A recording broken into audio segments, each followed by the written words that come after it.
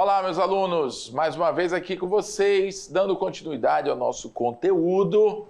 Professor Silvio Santos, em meio a toda essa natureza que vocês estão vendo, esse cenário deslumbrante, né? A gente pode dizer aí que é um local gostoso de se viver, né? Assim, à beira de um rio, afinal de contas, somos ribeirinhos, é o nosso ambiente nativo, né? Essa paisagem natural da nossa região realmente é muito agradável, tá bom? Mas o assunto aqui é biologia. Vamos falar hoje de quê? Joga na tela. Vamos falar hoje de adaptação dos seres vivos ainda, claro, né? Parte 2. Na primeira parte a gente falou sobre a questão do conceito de adaptação e sobre a questão também da camuflagem e do mimetismo, tá? A camuflagem e o mimetismo são opções aí, né? São características conferidas a alguns animais que os permitem passarem despercebidos ou serem evitados, né? Enquanto presa, né? São opções que não são as primeiras, digamos assim, né? Por parte do predador. Tá bom? Então ele tanto usa a camuflagem e o mimetismo na questão da defesa, quanto usa a camuflagem, principalmente, também para o ataque, né? Ou mimetismo também, podemos dizer assim. Nessa aula aqui nós vamos direcionar para outros mecanismos de adaptação, como mecanismos de alimentação, reprodução e mecanismos de ambiente. Se você prestar atenção aqui nesses tópicos que estão na tela, olha aqui para mim. Se você prestar atenção, eles é uma espécie de conjunto, pessoal, tá? Nós falamos lá na questão da camuflagem, a questão da camuflagem, ela tem muito a ver com o quê? Com sobrevivência, claro, de uma forma geral, mas ela remete muito à proteção, né? Se você for prestar atenção, a camuflagem, o mimetismo, está muito relacionada a eu consegui sobreviver devido ao fato de ser difícil de eu ser notado. Então, querendo ou não, eu não estando em evidência, eu estou protegido do perigo, ou pelo menos mais protegido. Então, essa é a ideia da camuflagem do mimetismo, né? É enganar, digamos assim, os predadores, para que eles não venham atrás de mim. Então, nós temos lá os mimetismos batesiano, milleriano, pecamiano, que são aqueles... enfim, nós vimos isso na última, senão vou acabar falando da outra aula, né? Assim, me aprofundando muito. Lá na questão também da camuflagem, né? Ou ele usa muito a camuflagem para que ele não seja percebido. E existem também, no caso lá do mimetismo, aqueles que ele passa despercebido para poder atacar. Então, querendo ou não, é uma questão de sobrevivência, mas como eu falei, está muito relacionado ao fator de defesa, a um mecanismo de defesa, né? Mas nós não temos só camuflagem e mimetismo como mecanismos de adaptação, né? Nós temos também mecanismos de alimentação, de reprodução e ambiente, dentre outros vários que existem. Tá bom? Então, nessa aula, a gente vai estar dando essa continuidade, abordando esses outros mecanismos. Eu espero que a questão Estou apertando aqui sem querer. Eu espero que a questão do mimetismo e da camuflagem estejam, de fato, aí elucidados na cabeça de vocês. Tá bom?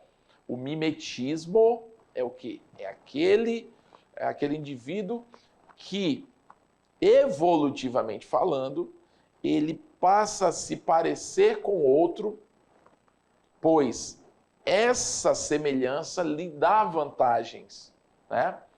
Tanto para ataque quanto para defesa, um indivíduo e outro. Isso é mimetismo entre indivíduos.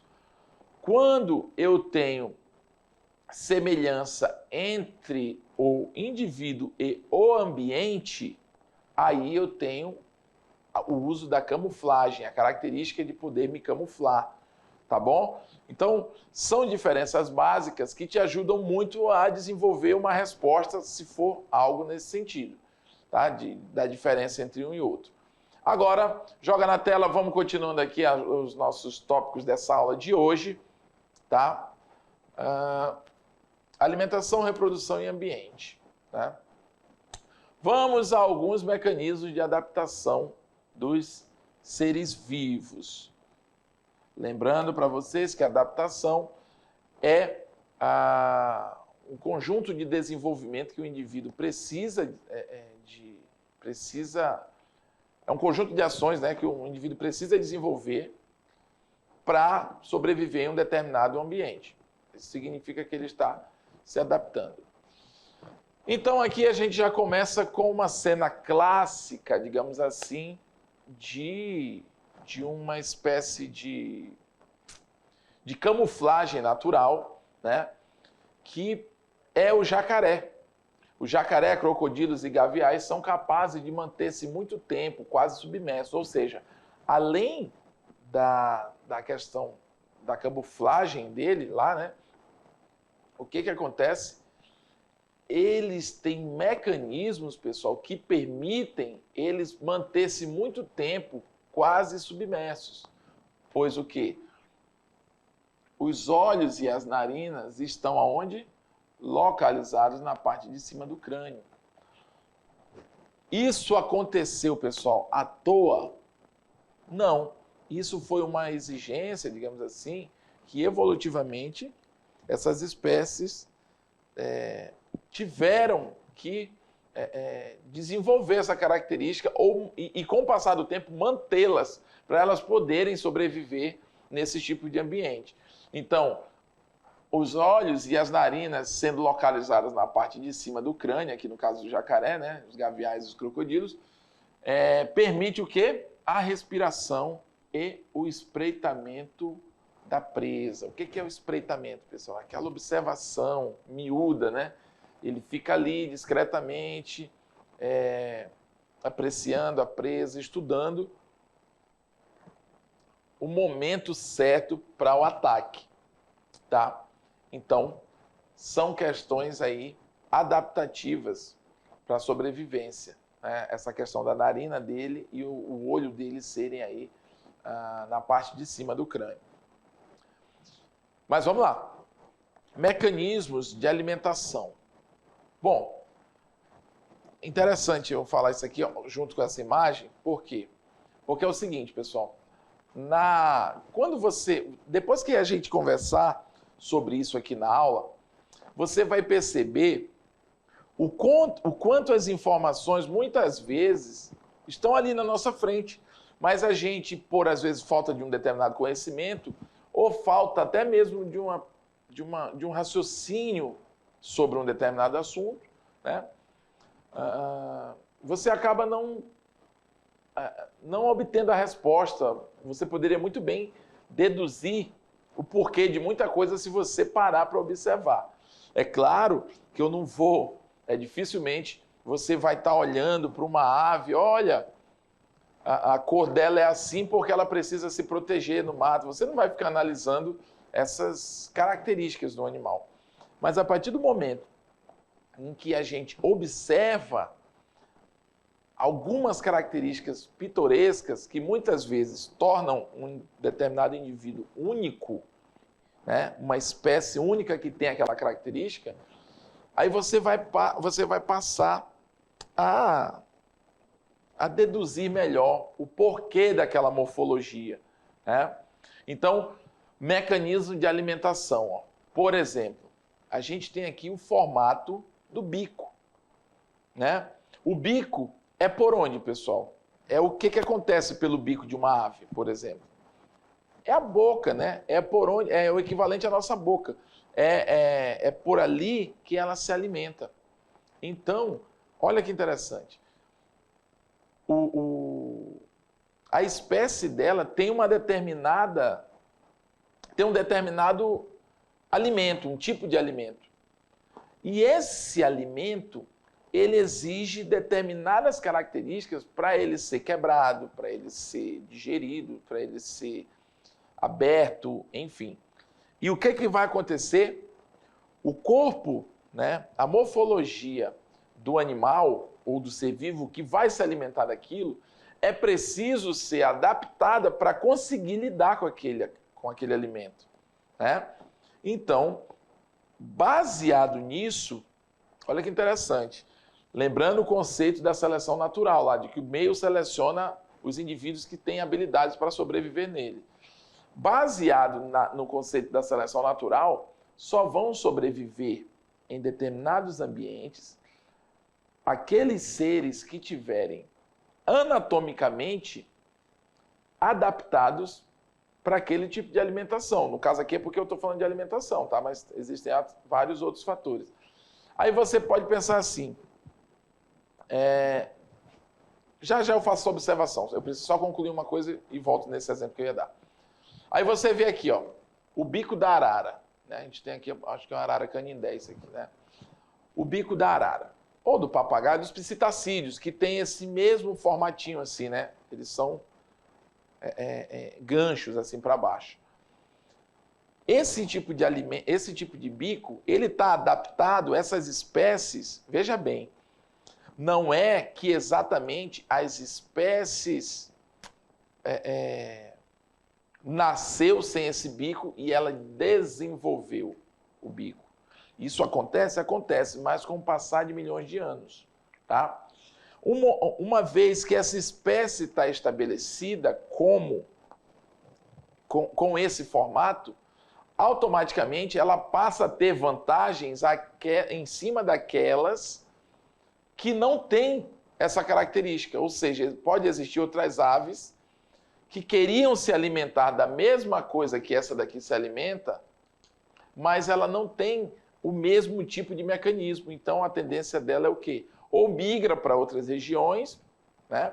Ou vai se extinguindo porque não tem alimento para ela, e assim vai sobrevivendo, vai sobressaindo uma determinada espécie, né? Então, por exemplo, no caso aqui do bico, e a gente pode perceber, né, os variados tipos de bicos que tem, né? A gente tem aqui a arara com um formato um pouco mais curto e mais angulado para baixo. Aqui a gente tem me fugiu o nome desse pássaro aqui, mas enfim, a gente tem um bico mais achatado, né? Como se fosse uma espécie de pinça, enfim. A gente tem aqui o bico do beija-flor, que é uma ave muito pequenininha, bem delicada, mas tem um bico já mais proeminente, mais incisivo, né? E se você for prestar atenção, pessoal, essas morfologias, elas têm muito a ver com a forma que esses animais se alimentam, né? É uma necessidade. Esse formato é uma necessidade de adaptação. Para que ele consiga se alimentar, esse tipo de bico é o ideal para a espécie dele. Agora sim, vem aquilo que eu ia falar ainda há pouco, eu voltei para trás para continuar explicando. Aí você pode pensar assim, professor, então por que porque nem todas as aves têm esse bico aí, que nem o da arara, ou que nem o do colhereiro, acho que é colhereiro o nome desse pássaro, enfim. Ou por que todas as aves não têm o bico do beija-flor? Você pode pensar isso, não é verdade? Então se ela teve que se adaptar a isso, por que as outras aves também não tiveram que se adaptar? Pessoal, espécies diferentes, fisiologias diferentes, origens diferentes, tá? Muitas vezes hábitos de seus ancestrais, né? Levaram ele para esse tipo de comportamento, tá bom? Então, cada espécie, pessoal, ela tem uma necessidade de alimentação, ela tem um paladar no qual ela se acha mais, é como se ela achasse mais gostoso aquilo, ela tem necessidade de mais determinados elementos nutricionais, e isso faz com que exista uma variedade de características nos vários animais que existem. Eu sei que isso aqui é uma ave, né? E essa aqui também é uma ave, assim como esse aqui também é uma ave. Porém, eles têm corpos, né, corpos diferentes, como eu disse, anatomia diferente, vivem em ambientes diferentes, embora sejam animais voadores, né? Mas você percebe, por exemplo, que o metabolismo de um beija-flor é muito mais ativo do que o metabolismo de uma ave dessa. E também no caso aí das araras, né? Se você perceber a forma como um beija-flor voa, você vai perceber que a atividade metabólica dele precisa ser muito rápido, precisa ser muito ligeiro. Por quê? É muito ativo o metabolismo dele, porque quando ele está voando, ele para no ar, né? Ele bate as asas de uma forma muito rápida, né? Mais de 50 vezes por segundo ele bate essas asas dele. Por aí você imagina quanto que o corpo desse animal está trabalhando. Então ele exige, né, um determinado tipo de alimento que para ele, para a fisiologia dele, vai ser eficaz, né? Muitas vezes o que alimenta um passarinho desse não vai ser uma coisa que, se eu for bem alimentado, mesmo o alimento dele não vai nutrir o meu organismo. Por quê? Porque a máquina é outra, as exigências são outras, mas para ele, né, deixa eu trocar aqui, mas para ele é diferente.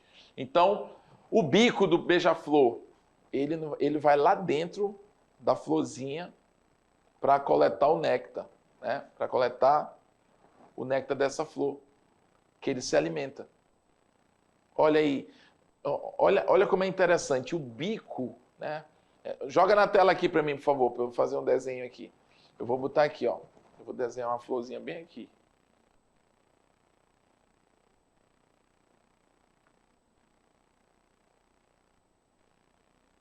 Né? Olha aí, ó. Vamos supor que isso aqui é uma flor. Ela tem lá seus detalhezinhos. Né? E ele tem um néctar aqui, ó. E aqui ele tá, esse aqui é o pólen. Tá bom? Veja bem, então o bico desse animal é adaptado para que ele consiga obter o tipo de alimento que ele necessita, tá? Isso aqui ainda é interessante, olha aqui, porque aqui nessa imagem que eu fiz, nesse exemplo, dá até a gente explicar ou relembrar a questão da polinização. Então, o fato dele introduzir o bico dele na flor para sugar a alimentação dele, automaticamente ele fica todo sujo de quê? De pólen, né? Que é a parte masculina de uma planta, são as células masculinas. E esse beija-flor, ele vai só numa flor?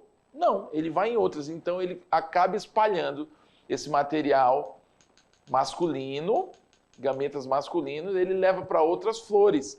Então ele está sendo um polinizador, né? Então, ao mesmo tempo que ele se alimenta, ele está polinizando a floresta, ok? No caso aqui dessa ave, muito provavelmente ela tem, é porque não está aparecendo aqui nessa imagem, mas ela tem as pernas longas, né? Geralmente as aves de pernas longas, elas podem transitar em um ambiente aquático, um ambiente pantanoso. E o bico é uma espécie de pinça que facilita, e é longo, que facilita ela pegar o peixe numa determinada profundidade, ok? Nós temos aí também a arara, os psitacídeos, cacatuas também, enfim, aves, por exemplo, que têm esse bico, né? Eles são apropriados o quê? Para ir lascando ossos, não, caroços de plantas, grãos, é como se ela conseguisse ir arrancando, né, pedaços, né? E vai ali providenciando o seu alimento, né? O bico, se fosse um bico reto, né? Com a falta de mobilidade secundária que essa ave tem, você percebe que o papagaio, né, as araras, ele é um animal que ele não tem uma agilidade como tem uma ave de rapina, né? Enfim, ele não tem agressividade, então o esforço dele, a força dele é menor, então o bico tem que ser a favor da alimentação dele. No caso, as aves de rapina, Olha aqui, joga na tela aqui para eu fazer outro desenho. No caso, as aves de rapina, deixa eu ver se eu vou conseguir fazer aqui. Você percebe, vou fazer aqui. Você percebe isso aqui, ó. Ela tem um bico meio... Claro que eu desenho um pombo aqui. Ficou feio isso aqui. Mas, enfim, o importante aqui, ó, é o bico. Tá? Assim, do que eu quero falar. Você percebe que nessas aves, ela tem levemente uma dobra no bico. Ali, ó, onde eu... Aqui, ó. Isso. Ela tem levemente uma dobrinha. Isso, pessoal, as aves de rapina são essas aves que elas passam, pegam a sua presa e vão embora. Elas roubam, elas tomam de assalto, digamos assim. Ela chega, pega e vai embora. A própria garra dela já é um fator de adaptação, né, para a sobrevivência, no caso aí para pegar a alimentação. E esse bico, por exemplo, esse bico que elas têm um pouquinho dobrado é porque ela segura a presa aqui no pé e com o bico ela sai rasgando, ela engata o bico na carne, no couro do animal e sai rasgando. E assim você consegue perceber o porquê que essas características fazem tanta diferença em suas respectivas espécies. Então, a partir de hoje, quando você olha, né, para uma determinada espécie e você vê um determinado formato nela, então você começa já a observar a relação daquela morfologia, né, do bico, da cauda, enfim, da aparência física dela, você consegue começar a deduzir o que aquilo influencia ou facilita para a sobrevivência desse animal. Tá bom? Então vamos lá. Joga na tela mais para frente agora. Falamos aí, né, a questão do beija-flor. Olha esse beija-flor aqui, que interessante. Mais uma vez, eu vou numerar aqui 1 e o 2. Olha esse beija-flor 2. Olha como o bico dele é adaptado para o tipo de flor da onde ele encontra o néctar ideal para ele. Né? Enquanto que o número 1 não teria, anatomicamente falando, chance de, ou teria dificuldades para se alimentar na flor do 2. Assim como o 2 também vai ter ali suas limitações para se alimentar na flor do 1.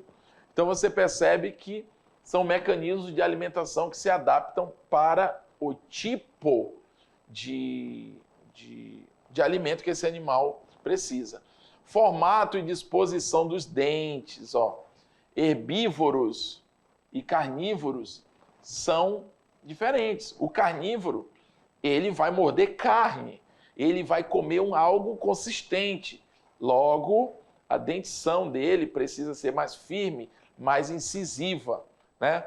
Os herbívoros já não vão precisar ter uma dentição tão agressiva assim. Por quê? Baseado no alimento em que ele costuma consumir. Então, são mecanismos, pessoal, de alimentação que perduram, né? Esses animais, aquilo que a gente fala, né? Até quando a gente estuda Lamarck, a gente fala isso. Essas características são de indivíduos que já tinham uma habilidade para sobreviver, evolutivamente falando. E como esse ambiente vai favorecendo esses tipos de animais, no caso aqui do carnívoro, no caso aqui do herbívoro, no caso aqui a anta, né? Essas características permitem eles sobreviver num determinado ambiente e eles vão se reproduzindo e essa espécie vai ficando. É por isso que você pode pensar... Por que eu estou falando isso? Porque você pode pensar assim, ó, aqui para mim. Mas então por que a anta não ficou desenvolvendo mais para comer carne? Porque não é da espécie dela. O genótipo dela faz dela um organismo desse jeito, tá bom? Então, aqueles animais que possuem um dente, uma dentição ideal, para se alimentar de determinados vegetais, lá que são os vegetais que ela gosta, automaticamente esse representante da espécie é aquele que vai se sobressair. A mesma coisa é os felinos aqui, no caso aqui dessa onça. O que acontece? Ela tem ali os caninos, né? São bem fortes. Por quê? Porque ela se alimenta, ela mata na mordida, não é? E depois ela usa isso para rasgar a presa. Aí você pergunta assim, mas ainda agora o senhor falou que para rasgar a presa é o bico com a ponta dobrada. Nas aves. É isso que eu quero dizer. Cada espécie tem o seu tipo de evolução, baseado na sua fisiologia, na sua ancestralidade, né? No que diz respeito ao seu organismo, tá bom? Então, formato e disposição dos dentes também são bem influenciáveis aí na sobrevivência. Vamos lá, voltando. Formato da língua, questão do tamanduá, né? Por que ele faz isso? Por que é uma língua assim? Pelo fato dele caçar sua presa lá dentro de determinados buracos.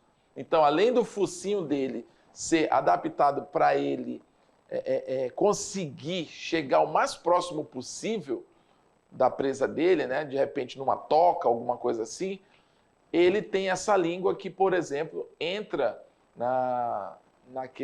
nas cavidades aí de formigueiros, de casas de cupim, enfim, né? Ele consegue alcançar o seu alimento. Os animais onívoros são aqueles que se alimentam tanto de vegetal quanto de carne, né? Então, eles têm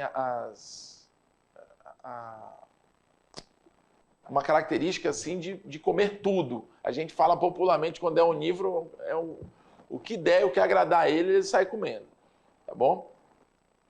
Também é um mecanismo de adaptação isso, né? O corpo dele não é muito seletivo. Cheirou, gostou, ele come. Mecanismo de reprodução. Então, aquilo foi mecanismo de alimentação, a questão dos dentes, formato da língua, né? O formato ali da boca, no caso dos bicos ali que a gente viu da ave, né? Mecanismos de reprodução. Desenvolvimento incompleto com estágio larval, que é o que acontece nos anfíbios, no caso dos sapos, lá, rãs e pererecas, tá bom? Os anfíbios, eles têm fases de metamorfose, eles nascem de um jeito e se desenvolvem para outro formato totalmente diferente do que eles eram, né? Então a gente tem aí o desenvolvimento incompleto com o estágio larval. Eles são primeiramente girinos e depois são sapos mesmo, né? Então o que acontece? Logo que ele nasce, logo que acontece essa reprodução, ele precisa, né, ele não tem tamanho aí para viver no ambiente ainda terrestre. E ele fica dentro da água, pessoal. Portanto, a respiração desses animais, no estágio larval, no estágio inicial da vida deles, ela é branquial, tá? O que é um tipo de respiração branquial? É um tipo de respiração em que o indivíduo consegue tirar oxigênio da água. A maioria dos animais aquáticos tem respiração branquial, ou muito deles, eu posso dizer assim, tá? Com o passar do tempo, mas eu já vi sapo na terra. Isso, com o passar do tempo ele desenvolve a respiração pulmonar. E ainda assim ele tem um tipo de respiração que a gente chama de cutânea, que é aquela por própria difusão, pelo corpo dele, de fora para dentro, o oxigênio é absorvido ali pela pele, né, e passa para o lado de dentro dele, devido ali à fina camada que ele tem de pele. Tá bom? Ó, aqui, ó.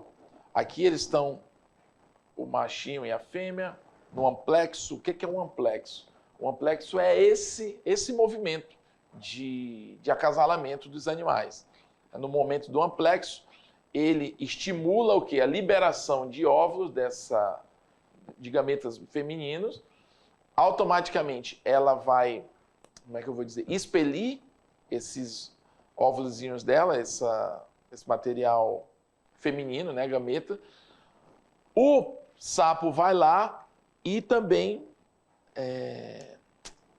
não é elimina, acabei de falar a palavra, é como se ele ejaculasse, né? Em cima desse material que veio dela, né? Dessas células femininas. Ele vai lá e dá a contribuição dele, com o esperma dele. Esse encontro vai acontecer fora do corpo da fêmea, tá? É uma fecundação externa. E ele vai se desenvolver em girino, né? Primeiro em ovo, depois girino, respiração branquial, e com o passar do tempo ele se torna um sapo adulto, vai para a terra e passa a viver ali em ambientes úmidos. Não quer dizer que ele não precise mais da água quando ele é sapo, tá, pessoal? Quando ele fica adulto. Mas ele tem também essa capacidade de viver fora da água. Portanto, ele precisa assimilar oxigênio de uma forma diferente. Branquial é um mecanismo aquático, que permite respiração aquática. Pulmão, não. A gente consegue, quem respira pulmonarmente, consegue assimilar oxigênio do ar. Então, o sapo consegue. Então, querendo ou não, os anfíbios eles têm um certo privilégio. Eles são um dos únicos que apresentam 3 tipos de respiração, tanto a branquial quanto a pulmonar e a respiração pulmonar. E a respiração cutânea, aliás. Desenvolvimento exclusivamente dentro de ovos também é uma adaptação muito importante, não só para os répteis, para as aves, mas para a própria vida no planeta, né, pessoal? Os répteis foram os primeiros a botar ovos, né? Isso significa o quê? Significa, pessoal, que um animal definitivamente não precisava mais estar no ambiente aquático para reproduzir. Ele pode botar seus ovos longe do ambiente aquático, né? E isso fez com que os seres vivos começassem a se tornar independentes da água. Olha que interessante. E os répteis foram que deram esse start, tá bom? Então, desenvolvimento exclusivamente dentro de ovo é um tipo de mecanismo de adaptação, né, para que esses animais passassem a viver em ambientes terrestres. Desenvolvimento parcialmente dentro de ovo e no interior do organismo materno. São os ovovivíparos, pessoal. No caso aqui, ó, voltando, ovíparos, né? Répteis, aves. O indivíduo se desenvolve dentro do ovo e nasce e vai para o mundo. Tá bom? No caso dos ovovivíparos, o indivíduo ele fica dentro de um ovo, mas ele eclode ainda dentro da mãe. Olha que interessante, ainda dentro da mãe, ele eclode. Só para a nível de informação, que aqui está bem na imagem, isso aqui ó, que eu estou circulando, são as brânquias. Ó. No caso aqui, o tubarão é um condricte, né? Ele é um peixe cartilaginoso.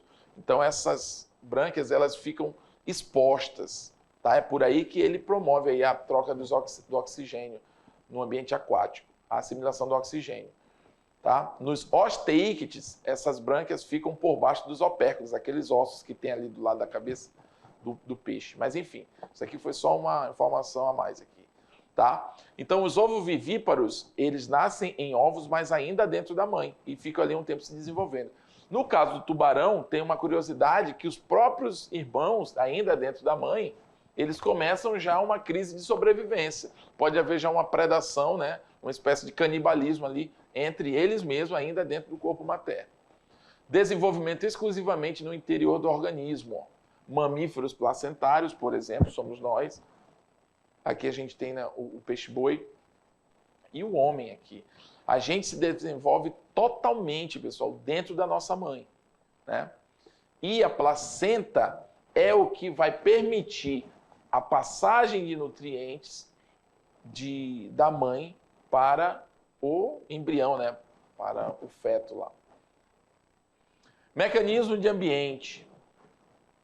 Mecanismos de ambiente, a gente tem aí terrestres e arbóreos, aparelhos locomotores quadrúpedes e bípedes. Né? São tudo indicações de que tipo de ambiente um animal pode viver. Né? A gente tem, no caso aí dos macacos, ele tem 4 membros, no caso as patas dianteiras e traseiras, mas ele tem ali o quê? Ele tem a cauda dele, né? O que a gente chama o rabo do macaco. que vai auxiliar ele aonde? No tipo de ambiente em que ele vive. Mas o macaco vive no chão. Não, ele também vem no chão, mas ele tem alguns macacos, a maioria tem esses hábitos arbóreos, né, de viver no alto ali de árvores.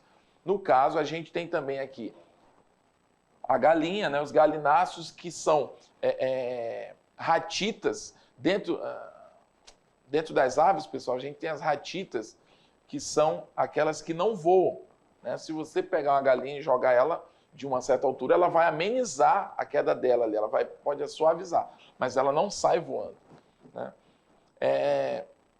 Mas ela tem o quê? Ali a pata, né, dela, que vai fazer o quê? Permite com que ela cisque o chão e ela procure o seu alimento. A mesma coisa também é a questão do bico aqui, né, do focinho da anta, né? E no caso aqui ela é quadrúpede, né? Aqui a gente está mostrando quadrúpede, bípede e animais, que no caso aqui o macaco, que além de usarem todos os seus membros, ele ainda tem a cauda, né, para se ajudarem a se locomover. Os aquáticos, eles vão apresentar o quê? Nadadeira de caudas. Vão apresentar nadadeira de cauda aqui no caso das lontras.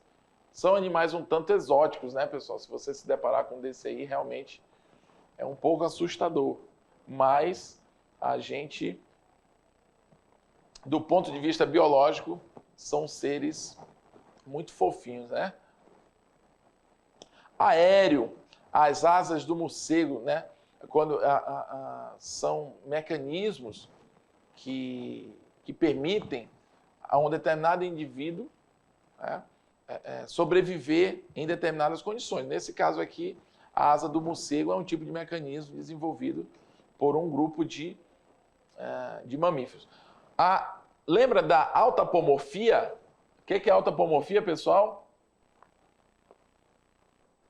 É o que? Aquela característica compartilhada ou presente em um só grupo dentro de um outro grupo, ou seja, um grupo maior possui um subgrupo que só esse subgrupo tem essa característica, que no caso aqui é a asa do morcego. Então é uma autapomorfia, só para vocês lembrarem. Mas é uma adaptação aí de locomoção para ele, né? Então os morcegos pertencem à ordem Chiroptera, né, da classe dos mamíferos. São animais que as mãos sofreram modificações e se especializaram para o voo, como asas. Representam um quarto das espécies de mamíferos do mundo, chegando a mais de 1.100 espécies descritas, tá bom? São os únicos mamíferos que voam. Os únicos mamíferos que voam. Olha aqui o bico da águia, né? Que eu falei lá no início, ó, o biquinho dobrado, até desenhei, né? Isso aí é um mecanismo voltado também para alimentação. No caso aqui, ó, há asas de diversos tipos, curtas ou longas, largas ou estreitas. A diversidade na forma das asas está intimamente associada com o tipo de voo. Tem aves que precisam ser muito rápidas no seu voo. Algumas não têm essa necessidade. Isso vai depender o que também de o porquê que ela precisa ser mais rápida e o porquê que ela pode ser mais lenta. Ela depende daquilo para quê? A velocidade se for para a questão de alimentação, por exemplo, ela precisa ser incisiva, ela precisa ser ligeira, porque senão a presa acaba fugindo. Então, tudo isso é levando em consideração. Os pinguins não voam, mas nadam excepcionalmente, né? Suas asas formam um par de remos poderosos. Já as emas e os avestruzes também não voam, mas, em compensação, são exímios corredores. Você vê quando a natureza não desenvolve um lado, ela acaba compensando do outro, tá bom? E uma espécie de ave já extinta, que é bem popular, é o dodô. Ela também não voava, e o fato de várias aves que não voam estarem em perigo de extinção estaria associado a uma menor chance de fuga, né? Então, as aves que não voam, elas têm mais chance de quê? De serem predadas e, portanto, de serem extintas, como, por exemplo, o dodô aqui, que é um animal muito famoso quando diz respeito a questões evolutivas aí que a gente vê, tá bom? Então, vamos lá, pessoal. O conteúdo principal vai ficando por aqui. Vamos lá para a nossa revisão para dar uma repaginada aí no que a gente viu, uma relembrada. Vamos lá.